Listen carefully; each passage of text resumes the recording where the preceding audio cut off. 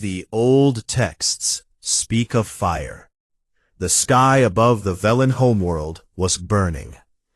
Risek stood on the bridge of his flagship, the Gentle Dawn, and watched the fire spread across the darkness.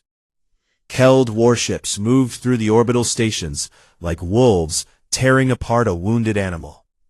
Explosions bloomed in silence, bright and terrible, and each one meant another 1,000 Velen lives were gone. He had been a fleet commander for 40 years. He had fought border skirmishes and pirate raids and small forgettable wars that historians would never bother to write about. But this was different. This was the end of everything. "Commander," said his censor officer, a young Velen named Tenba. Her voice was shaking. "The fourth defense ring has fallen. The Keld are pushing through to the inner stations." Risek said nothing. There was nothing to say. The fourth ring was supposed to hold for 3 days. It had lasted 6 hours.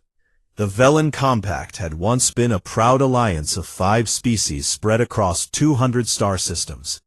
They had built cities on moons and stations in the hearts of nebulae.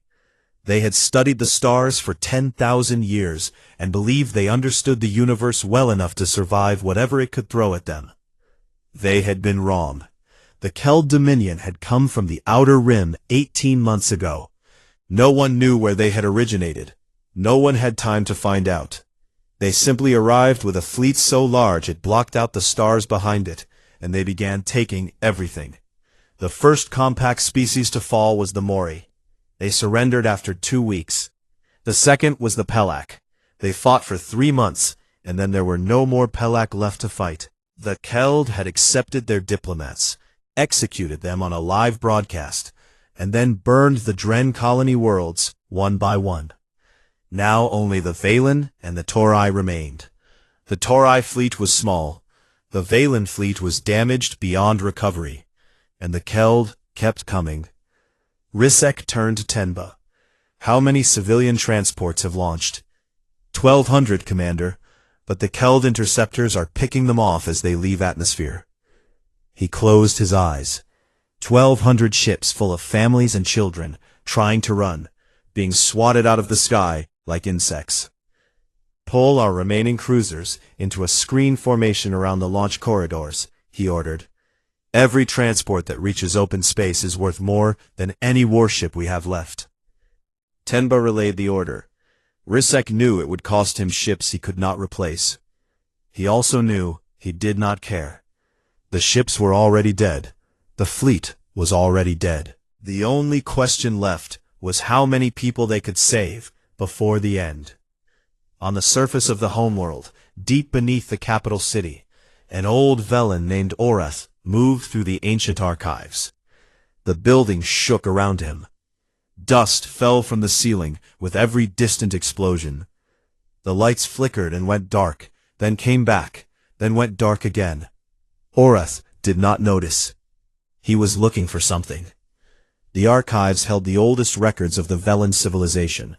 Stone tablets and crystal data cores and manuscripts written on materials so old that touching them wrong would turn them to dust. Scholars had spent lifetimes down here, studying the history of the galaxy as the Velen understood it. Most of the records were ordinary: trade agreements, star maps, scientific observations. But there was one section that was different. The scholars called it the old texts, and most of them did not take it seriously. Orath found the case he was looking for. It was made of dark metal, sealed with locks that had not been opened in over a century.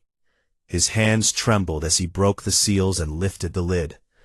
Inside were 12 tablets made of a crystal that no modern Velen could identify. They were old, not hundreds of years old, not thousands. The dating methods put them at somewhere between 15 and 20,000 years old, which was impossible, because the Velen had only been a spacefaring species for 10,000 years. Someone else had made these tablets. Someone who had visited this part of the galaxy a very, very long time ago and had left these records behind, like a message in a bottle. Orath lifted the first tablet and held it up to the emergency lighting. The script was not Velen. It had taken scholars 200 years to partially translate it. Even now, much of it was guesswork, but certain passages had been translated with confidence. And it was those passages that Orath read now, whispering the words aloud in the shaking dark. From the third world of the yellow star, at the edge of the spiral arm, there walks a species born in fire. They are small, they are soft, they break easily, and they die easily, and their lives are short. But they do not stop. They bleed, and they do not stop. They lose, and they do not stop. They break, and they rebuild themselves from the pieces, and they do not stop. Orath's voice cracked. He kept reading. They call themselves humans. Others call them the undying. Not because they cannot die, but because death does not make them afraid. They walk toward it. They have always walked toward it. And the things that stand in their path learn too late that there are worse things in the universe than dying. There is facing something that simply refuses to give up. Above him, the building shook again. Closer this time. The Keld were bombing the capital. Orath set the tablet down carefully and closed his eyes. For 200 years, every serious scholar had dismissed the old texts as mythology, a fairy tale, a story invented by some long-dead species to comfort themselves. There was no evidence that humans existed. No one had ever found their world.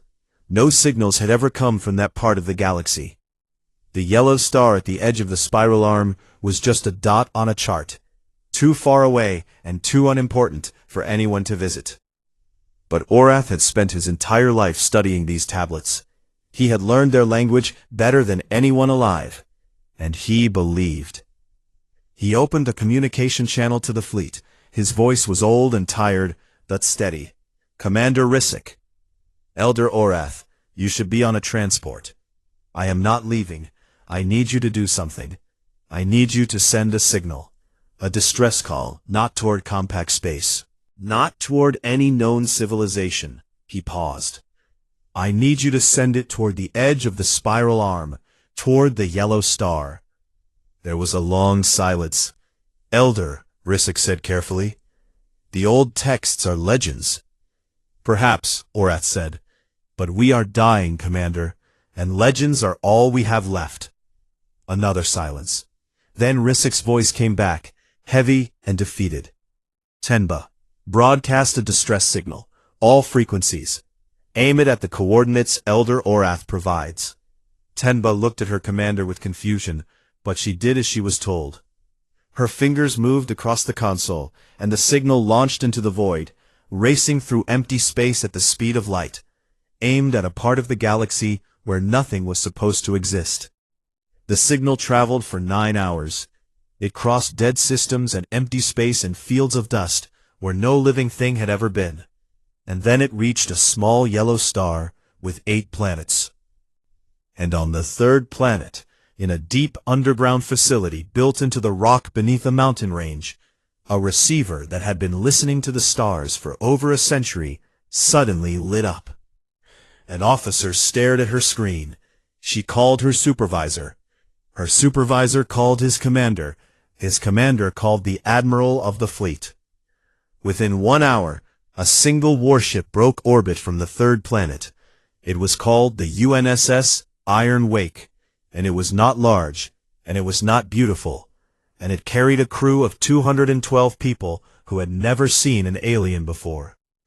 Its captain was a man named Park Do-hyun. He read the translated distress signal twice. Then he set a course for the source. Something had called for help, and humans had always been terrible at ignoring that. Tenba almost missed it. She had not slept in 2 days. The bridge of the gentle dawn smelled like smoke and burnt metal, and the emergency lights gave everything a dull red color that made her eyes hurt. Half her sensor equipment was damaged. The other half was running on backup power. She was watching the Keld fleet regroup for what everyone knew would be the final assault, and she was trying very hard not to think about the fact that she was going to die today. Then something blinked on her screen. It was the return channel from the distress signal she had sent 9 hours ago. The one aimed at nothing. The one Commander Rissek had only agreed to send because an old elder had begged him. Something had answered. Tenba stared at the screen. She ran the signal through 3 different filters to make sure it was not a glitch or an echo. It was a real signal, coming from the direction of the yellow star, and it was getting closer very fast. "Commander," she said. Her voice came out as a whisper. She tried again. "Commander Rissek." Rissek turned from the main display, where he had been studying the Keld positions. He looked exhausted. His gray skin had gone almost white from stress and lack of sleep, and his 4 eyes were bloodshot. "What is it?" "Something answered our signal. There is a ship approaching from the uncharted zone. 1 ship. It is moving at speeds I cannot explain." Rissek walked to her station and looked at the data. He was quiet for a long time. "How fast?" he asked. "Faster than anything in our fleet. Faster than anything in the Keld fleet. Commander, our models say that speed should not be possible." Rissek straightened. Around the bridge, other officers were turning to listen. Hope was a dangerous thing on a dying ship, and Rissek could see it flickering in their eyes like a small flame. "Do not jump to conclusions," he said firmly. "It could be anything. It could be another enemy." But he opened a channel to Orath anyway. The elder's voice came through immediately, as if he had been waiting by the communicator. "I heard. I am coming to the bridge." 20 minutes later, the unknown ship dropped out of faster-than-light travel at the edge of the Velen system. Every sensor on every surviving Velen ship turned toward it. It was small. That was the first thing Tenba noticed, and her heart sank. The ship was barely the size of a Velen-like cruiser. Compared to the massive Keld warships that filled the system, it looked like a fish swimming toward a group of sharks. It was also ugly. Where Velen ships were smooth and curved and elegant, this ship was blocky and angular and covered in thick plates of armor that looked like they had been bolted on by someone who cared more about function than appearance. It bristled with weapon mounts, and antenna arrays and sensor dishes that stuck out at odd angles. It looked like it had been built by people who expected to get hit and wanted to survive it. "Open a channel," Rissek ordered. Tenba sent a standard greeting signal. For a moment, nothing happened. Then a voice came through, speaking a language no one on the bridge had ever heard. It was strange and sharp, and full of sounds that Velen mouths could not have made. "Route it through the translation system," Rissek said. The translation system was not designed for unknown languages. It took several minutes of back and forth, the unknown voice repeating words and phrases while the computer tried to build a basic framework. On the other end, someone was doing the same thing. Tenba could hear multiple voices on the alien ship, talking quickly to each other in their strange language, working through the problem. Then a new voice came through. It was a female voice, calm and clear, speaking slowly in badly broken Velen.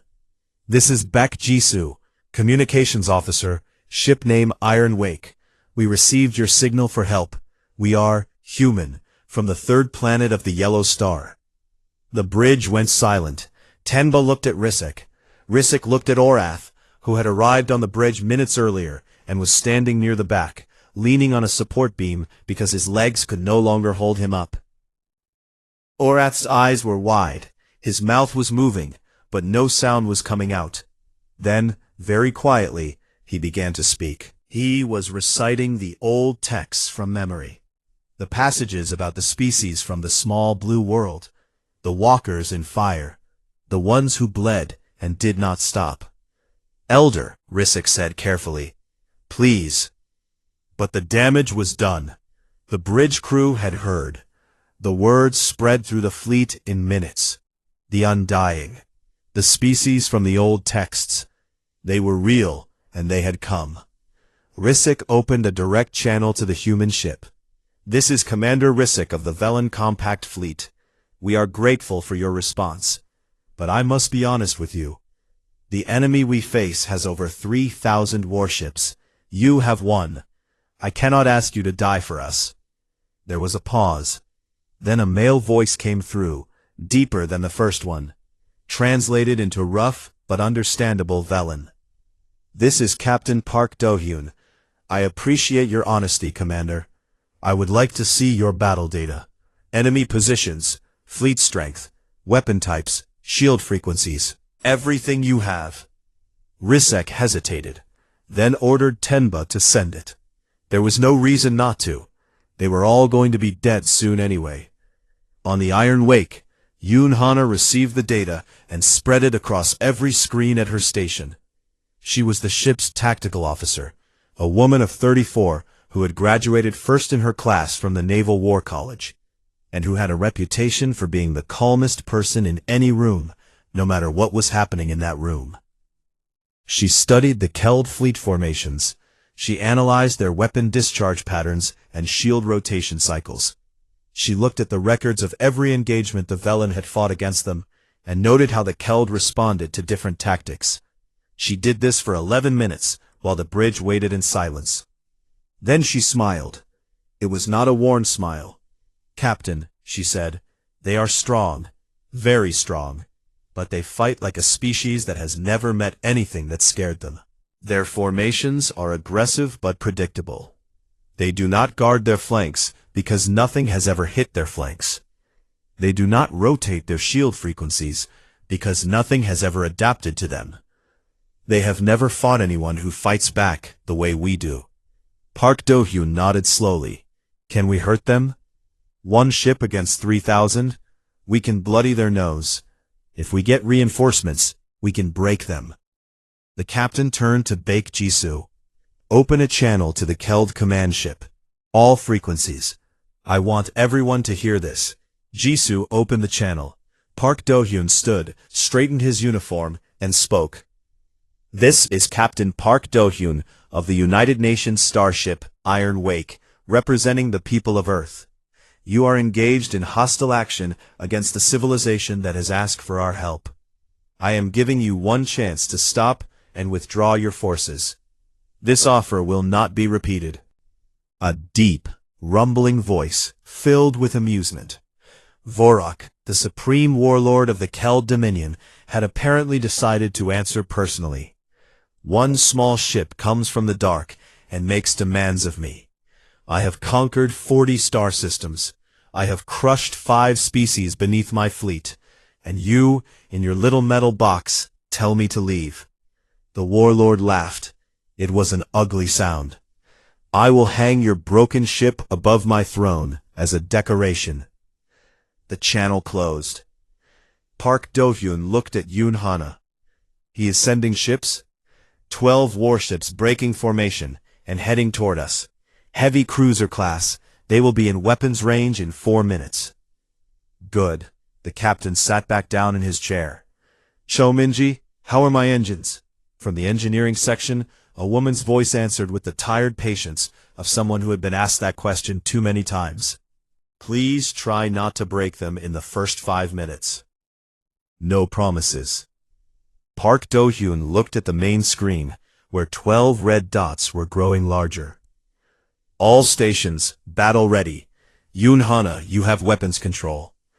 Hana's fingers moved across her console. Deep inside the Iron Wake, systems came online that had never been tested in real combat. Weapons charged. Targeting systems locked. The ship hummed with a low, dangerous vibration that the crew could feel in their bones. On the gentle dawn, Tenbo watched her sensors and tried to understand what she was seeing. The small human ship was generating energy readings that made no sense. Its weapon systems were pulling more power than a ship that size should have been able to produce. And it was not retreating. It was not even holding position. It was accelerating toward the 12 Keld warships. "Commander," Tenba whispered, "they are charging." Orath gripped the support beam so hard his knuckles turned pale.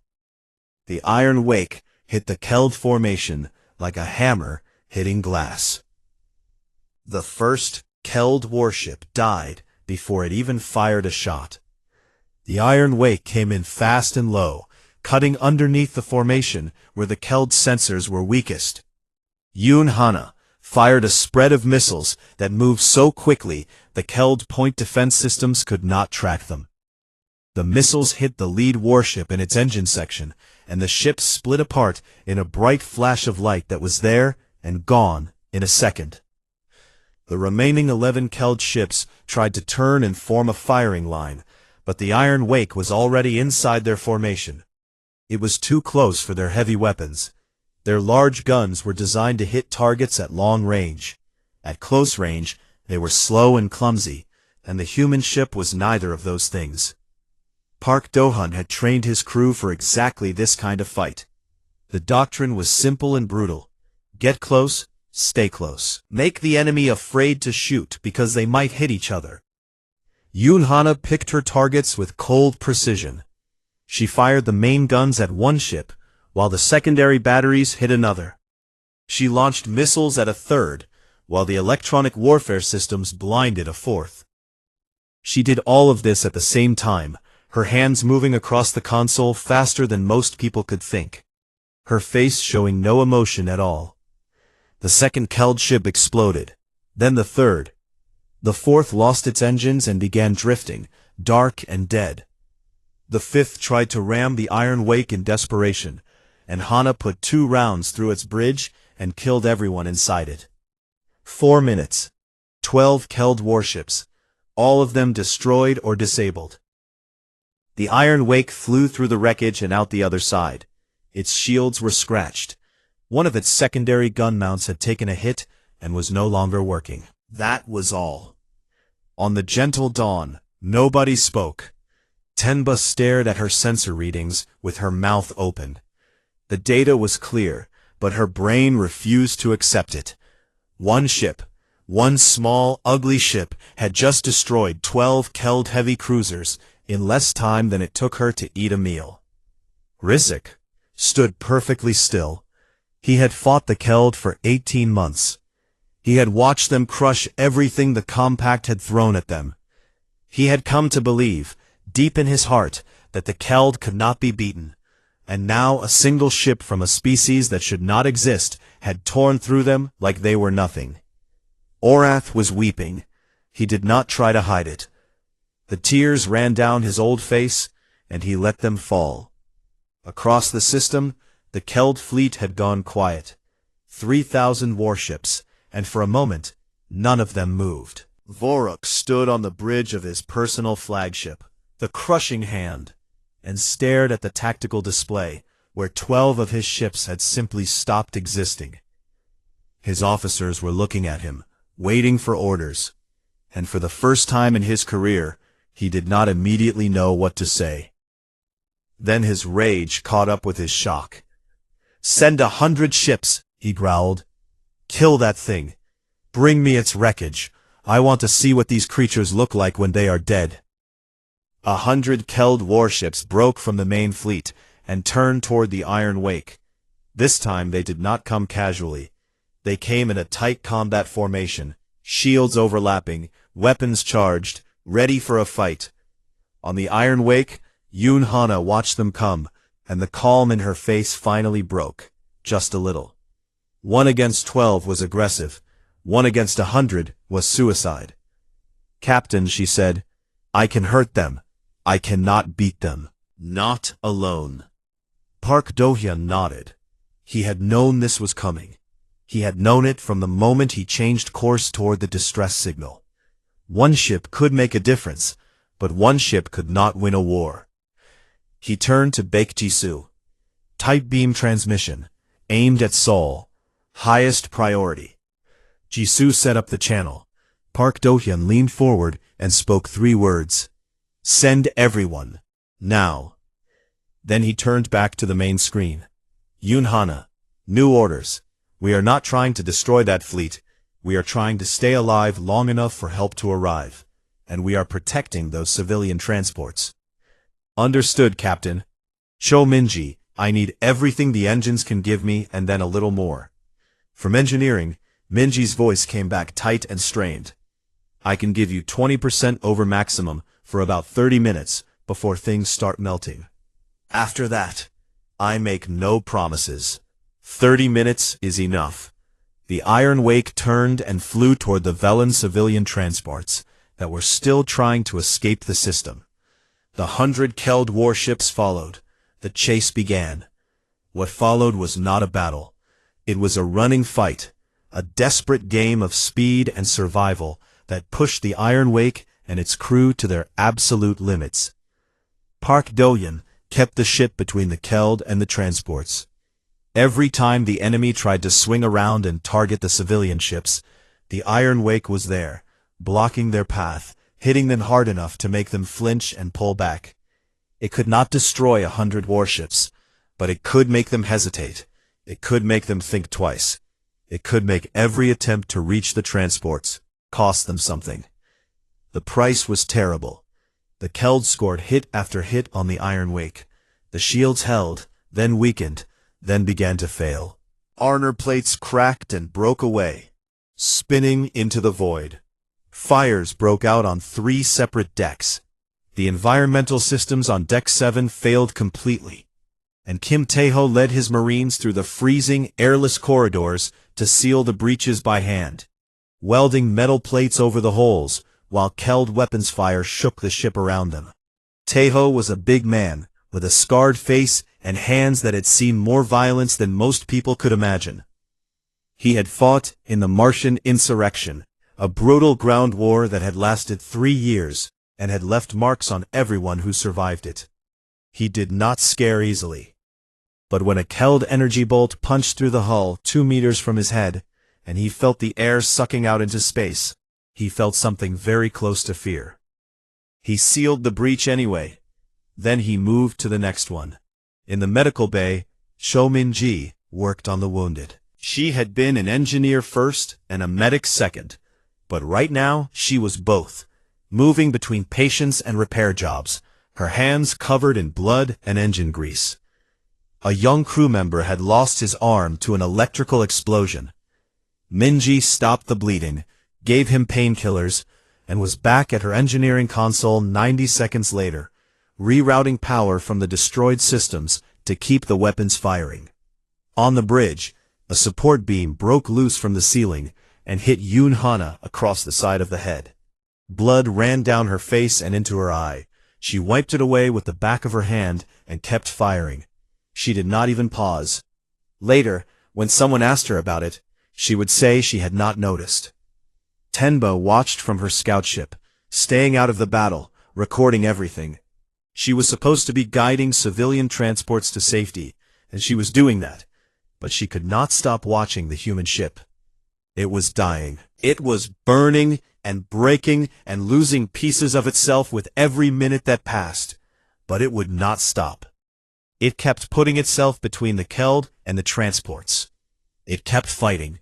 It kept getting hit and getting hit and getting hit, and every time she thought it was finally finished, it fired its engines and moved again. She began to understand what the old texts had meant. The humans did not fight like a species that expected to win. They fought like a species that had decided the enemy would not get what they wanted.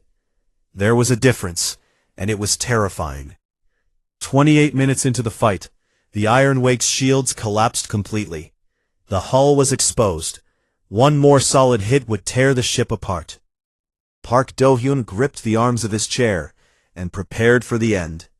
Then Tenba screamed, not in fear, in shock, in something that had no word in her language.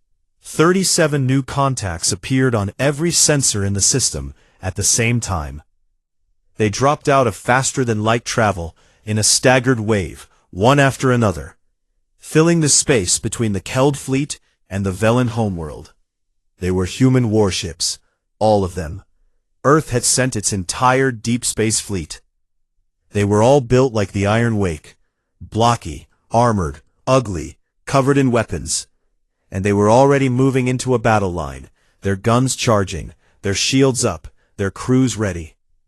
At the front of the formation, the largest ship in the human fleet broadcast a single message on all frequencies. It was not a warning. It was not a threat. It was a simple statement of fact. This is Admiral Shin Yuna of the United Nations Combined Fleet. We are here. Nobody else dies today. Risek stood on his bridge and stared at the new arrivals. His hands were shaking. His eyes were wet. He had spent 18 months watching his people die and believing that no one was coming to save them. He was wrong. He opened a channel to Orath, who was still in the archives beneath the burning capital, and he said the only thing he could think of to say. The old texts were not enough. They did not do them justice. What breaks them builds us. The human fleet hit the Keld like a wall of iron. Admiral Shin Yuna had spent the 9-hour journey studying every piece of battle data the Iron Wake had transmitted back to Earth. She knew the Keld formations. She knew their weapons. She knew their weaknesses. And she had planned for every single one of them. The 37 human warships spread into a formation that the Keld had never seen before. It was not a line. It was not a wedge. It was something human tacticians called a net, a loose shifting pattern where every ship covered 2 others, and no ship was ever truly alone. Small, fast attack ships darted between the larger cruisers, drawing fire and creating confusion. Electronic warfare vessels jammed Keld communications and sensors, filling their screens with ghosts and false readings.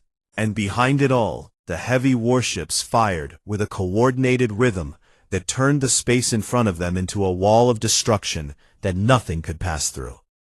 Vorak had never seen anything like it.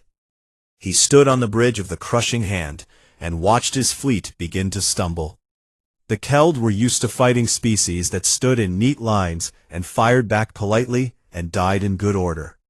The humans did none of these things. They moved constantly. They changed tactics every few minutes. They hit from one direction and then suddenly appeared from another. They fought dirty and fast and mean, and the Keld did not know how to respond. Close the distance, Vorak ordered. Overwhelm them with numbers. We have 3,000 ships, they have less than 40. And that was when the humans did something that no species in the galaxy had ever done before. They boarded. Kim Tae-ho had been waiting for this moment. His Marines had spent the running battle repairing their gear, checking their weapons, and preparing for something that every alien in the system would have considered insane. When the Keld ships pushed close enough, Tae-ho gave the order. 12 armored shuttles launched from the human fleet and flew directly into the Keld formation. They did not aim for the gaps between ships. They aimed for the ships themselves. The shuttles slammed into the hulls of Keld warships at full speed, their armored noses punching through the outer plating, their breaching charges blowing holes wide enough for Marines to pour through. The Keld had no internal security protocols. Why would they? No one in the history of their conquests had ever been stupid enough to board a Keld warship during a battle. Their ships were designed to fight other ships. The corridors were wide and open, built for the large Keld bodies, with no choke points, no blast doors, no defensive positions. They were perfect killing grounds for the human Marines. Tae-ho led the assault on a Keld command carrier. He was the first one through the breach, his weapon up, his boots hitting the alien deck with a sound that echoed through the dark corridor. Behind him came 40 Marines, the best fighters Earth had to offer, trained in a tradition of close combat that stretched back thousands of years to a time when humans had fought each other with swords and spears. The Keld crew members they met were large, much larger than humans, 7 feet tall, covered in thick natural armor, with arms that could crush metal. In a straight fight of strength, a single Keld could have torn a human apart. But humans did not fight straight. Tae-ho's Marines moved through the ship in 4-person teams, covering each other, communicating constantly, clearing each room with grenades and coordinated fire before moving to the next. The Keld fought back with raw power and fury, but they fought as individuals. Each one charged alone, relying on their size and strength.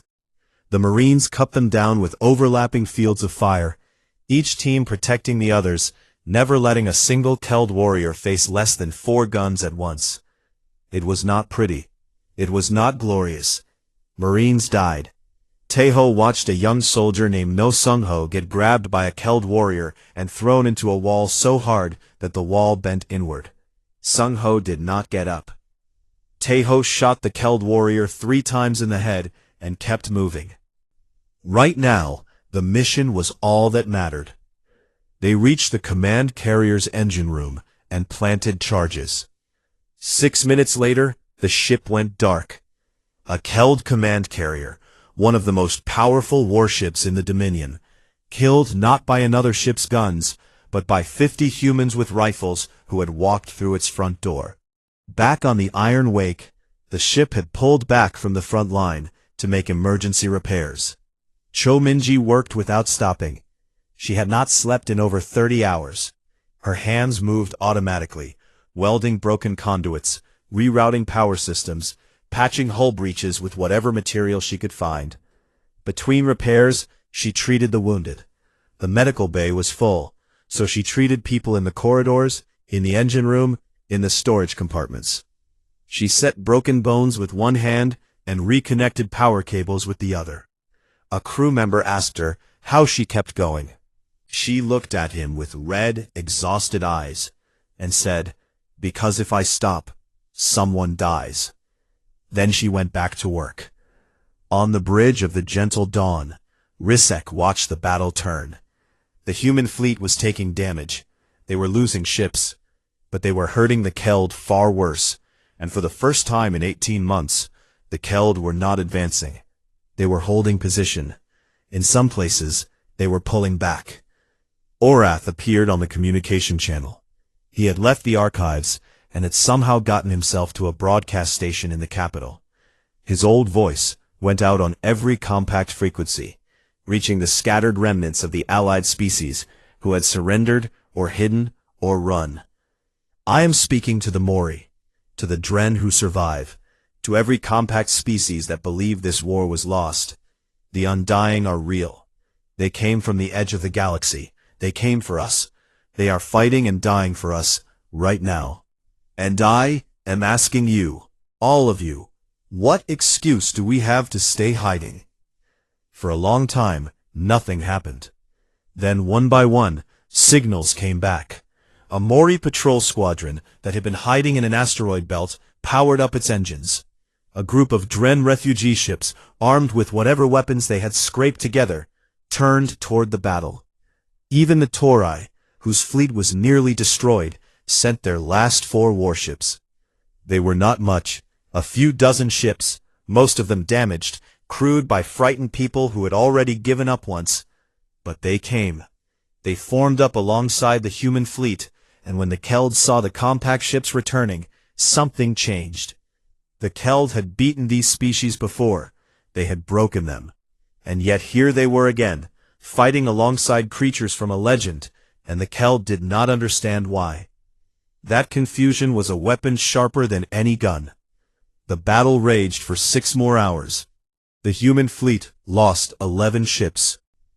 The reformed compact fleet lost 7. The Keld lost over 400.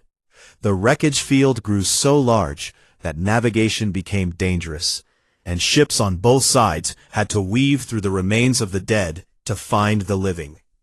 Yoon Hana fought the entire battle from the Iron Wake's damaged bridge. The wound on her head had been roughly bandaged by a crew member who had insisted, and she had let him only because the blood was getting in her eyes and affecting her aim. She coordinated fire patterns and fleet movements with the same calm focus she brought to everything, her voice never rising above a conversational tone, even as explosions shook the ship around her. At some point during the 5th hour, Park Doan looked at her and said, "Hana, when did you last eat?" "I do not remember." "Someone bring the tactical officer a meal." "Captain, I am in the middle of coordinating a fleet engagement." "You can eat and coordinate at the same time. That is an order." She ate. She coordinated. She did not miss a single shot. By the 9th hour of the full engagement, the Keld fleet had lost a third of its strength. Vorik stood on his bridge and felt something he had never felt before. He had conquered 40 star systems. He had crushed 5 species. He had never once considered the possibility of losing. He considered it now. But Vorak was not a creature who knew how to retreat. His pride would not allow it. His nature would not allow it. He looked at the tactical display and found the Iron Wake, the battered, broken little ship that had started all of this. The one that had come alone, the one that had refused to leave. "All power to engines," he said quietly. "I will kill their captain myself." The crushing hand turned and began to accelerate toward the Iron Wake. It was the largest ship in the Keld fleet, a massive fortress of metal and weapons, and it was heading directly for a ship that was already half dead. Park Do-hyun saw it coming. He watched the enormous warship approaching on his screen, and understood exactly what Vorak was doing. He turned to his crew. "All non-essential personnel, evacuate to the escape pods." "Captain?" Yoon-hana looked at him. "That ship is coming for us, and it is not going to stop. I need a skeleton crew, volunteers only." Nobody left. Not one person moved toward the escape pods. Park Do-hyun looked around the bridge at their faces, dirty and bloodied and exhausted, and completely certain. And he felt something in his chest that he could not have put into words. "All right then," he said, "let us go meet him. We do not go quietly." The Iron Wake and the crushing hand met in the wreckage field between the two fleets. Park Do-hyun did not try to run. Running from a ship that size was pointless. It was faster in a straight line, and its weapons had longer range. The only advantage the Iron Wake had was that it was smaller and could turn quicker, and Park Do-hyun intended to use that advantage the only way it could be used. He drove straight at the enemy flagship. Yoon-hana fired everything the ship had left: missiles, main guns, secondary batteries, point defense systems repurposed as offensive weapons. She poured fire into the crushing hand, as the distance between the two ships shrank from thousands of kilometers to hundreds to dozens. The Keld flagship fired back, its massive guns tearing chunks out of the Iron Wake's already damaged hull. The human ship shuddered and groaned, and kept coming. The two ships collided at close range, not a direct impact, but a grinding, scraping contact that locked them together. Metal screamed against metal. The Iron Wake's forward section crumpled inward, and 2 of the crushing hand's weapon arrays were torn away. The ships spun slowly together, tangled in each other's wreckage, drifting through the debris field like 2 wounded animals that had grabbed each other and refused to let go. Power failed across both ships. Emergency lighting came on, bathing everything in red. On the Iron Wake, Park Do-hyun pulled himself out of his chair. The bridge was destroyed. Half the consoles were dark. 2 of his bridge crew were unconscious. Yoon-hana was on her knees, bleeding from a new cut on her arm, already pulling herself back to her station. "Hana, weapon status. Main guns are gone. Secondary batteries are gone. We have point defense only, and I would not trust them." Park Do-hyun nodded. He opened a channel to Kim Tae-ho, who had returned to the Iron Wake after the boarding actions. "Tae-ho, the ships are locked together. There should be breach points where the hulls connected. Can you get inside the Keld flagship?" Tae-ho's voice came back immediately. He sounded like he had been waiting for this exact order. "Already on my way, Captain. I have 23 Marines still combat ready. Get to their bridge. End this." "Understood." Tae-ho gathered his remaining Marines in the forward section, where the two ships had fused together. The collision had torn open both hulls, creating a jagged tunnel of twisted metal that connected the two vessels. It was dark and full of sharp edges, and barely wide enough for a person to crawl through. The air was thin and tasted like burning metal. He always went first. They crawled through the wreckage and emerged inside the crushing hand. The Keld ship was in bad shape. The collision had done massive internal damage, and fires burned in several sections. The gravity was uneven, pulling them sideways in some corridors, and disappearing entirely in others. They moved through the ship in near darkness. using the lights mounted on their weapons to see. The Keld found them quickly. Vorak had sent his personal guard to meet any boarders. And these were not ordinary Keld warriors. They were the best the Dominion had, each one hand-picked by the warlord himself, equipped with heavy armor and weapons designed for close combat. They were enormous, their bodies filling the corridors, their eyes glowing faintly in the dark. The fighting was the worst Tejo had ever experienced, and he had experienced a great deal.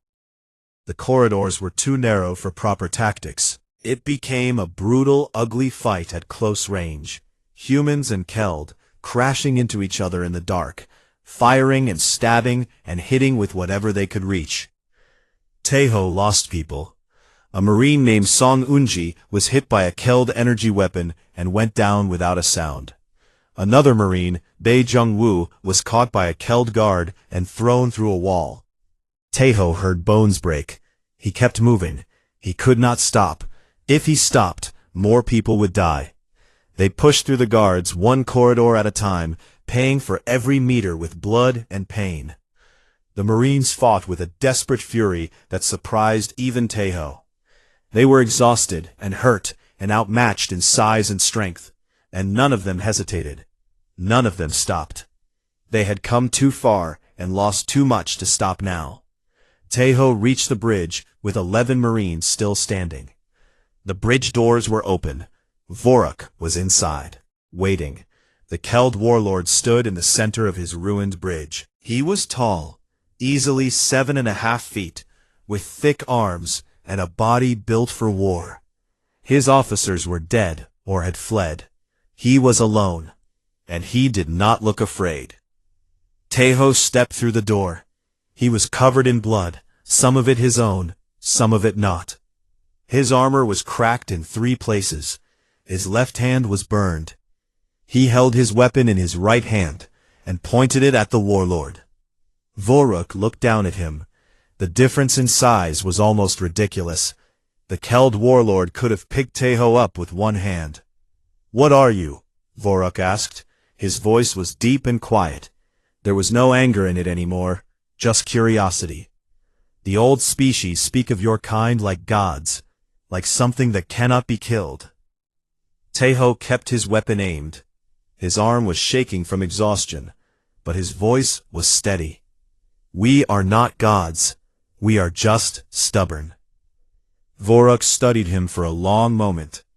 Then the warlord moved, much faster than Tejo expected. He crossed the distance between them in 2 steps and swung a massive arm at the human's head. Tejo ducked, felt the air move above him, and fired 3 times into the warlord's chest.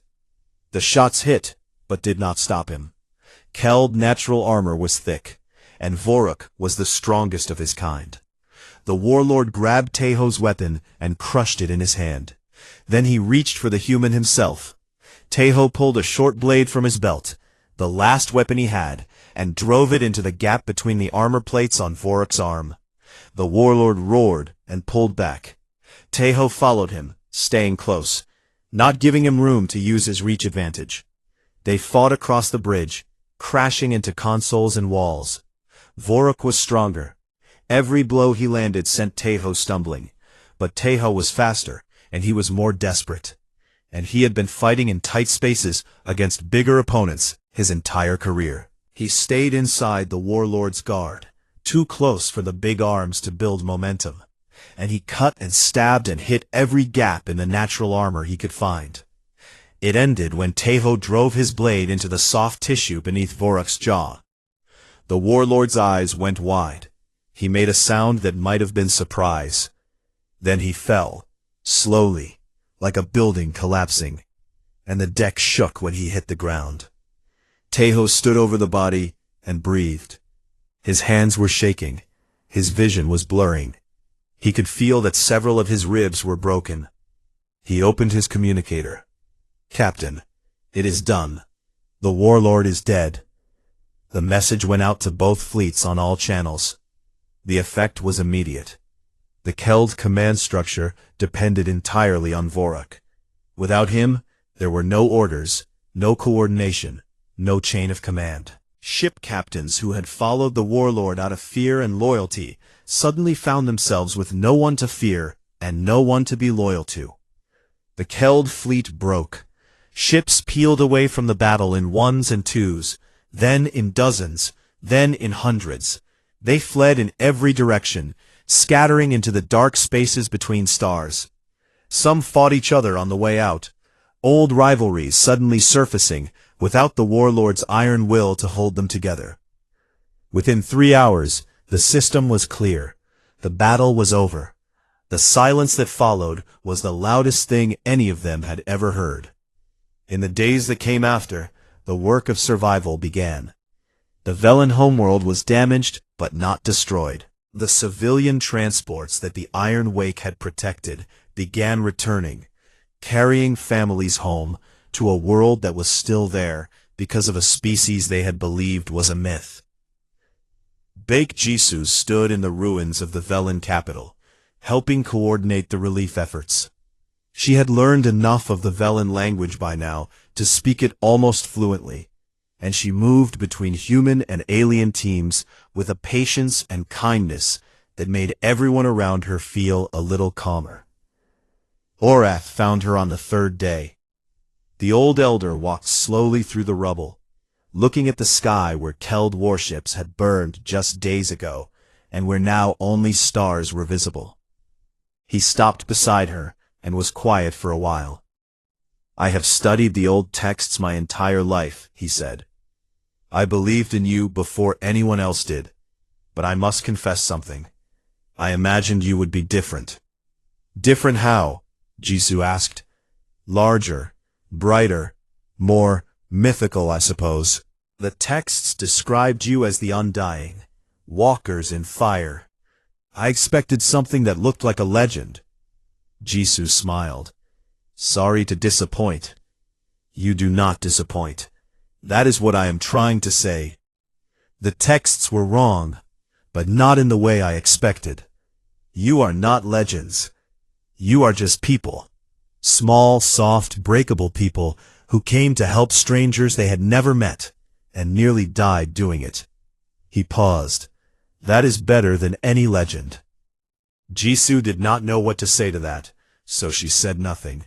They stood together in the ruins and watched the relief ships come and go. On the 7th day, Risek formally requested a meeting with Park Do-hyun. They met on the gentle dawn, in a conference room that still had scorch marks on the walls. Risek stood across the table from the human captain and made a request that would change the shape of the galaxy. "The old compact is dead," Risek said. "It was built on convenience and fell apart at the first real test. I would like to build something new, something stronger. And I would like your people to be part of it, not as members joining an existing alliance, as founders of a new one." Park Do-hyun stood with his arm in a sling and bruises on his face, and the weight of the people he had lost still heavy on his shoulders. He thought about it for a long time. "We did not come here to build an empire," he said. "I know.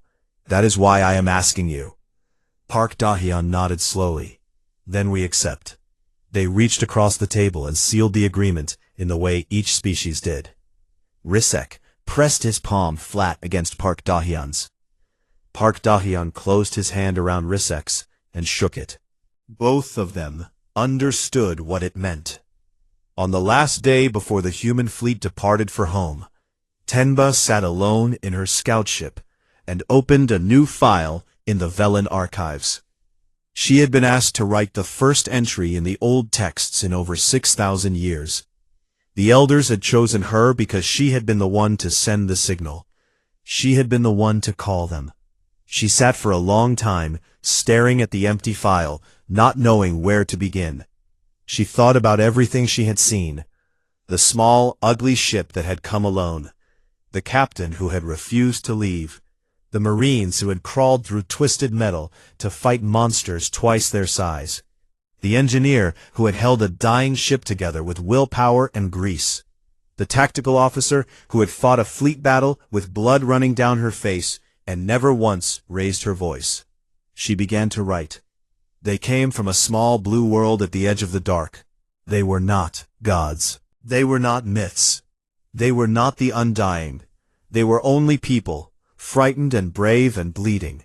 They came anyway. They fought for us. They died for us. And when it was over, when we asked them why, they could not give us a grand reason. They said only that someone had asked for help. Remember this. When the dark comes again, and it will, remember that the humans answered, and they always will. She saved the file and closed it. Through her cockpit window, she watched the iron wake turn toward home. It was battered beyond recognition, scarred and dented, and patched with metal from 3 different species. It should not have been able to fly at all. But it flew. It always flew. The human fleet engaged their engines and vanished into the light, heading home to a small blue world that the galaxy would never forget. Behind them, they left a silence full of gratitude, and a universe that had learned, at great cost, what the old texts had always tried to say. Some things do not stop, some things do not break, and some things, when they hear a cry in the dark, will always, always answer.